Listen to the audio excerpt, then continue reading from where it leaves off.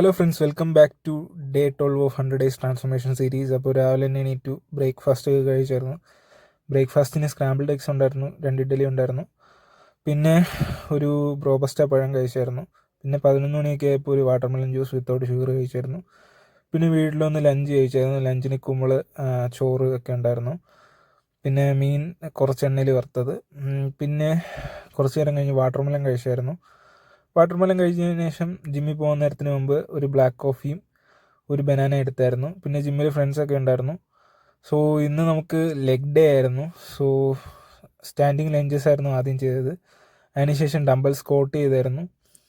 പിന്നെ leg extension ചെയ്തായിരുന്നു. പിന്നെ നമ്മൾ ഹാംസ്ട്രിങ്ങിന് വേണ്ടി റിവേഴ്സ് ലെഗ് എക്സ്റ്റൻഷൻ ചെയ്തായിരുന്നു.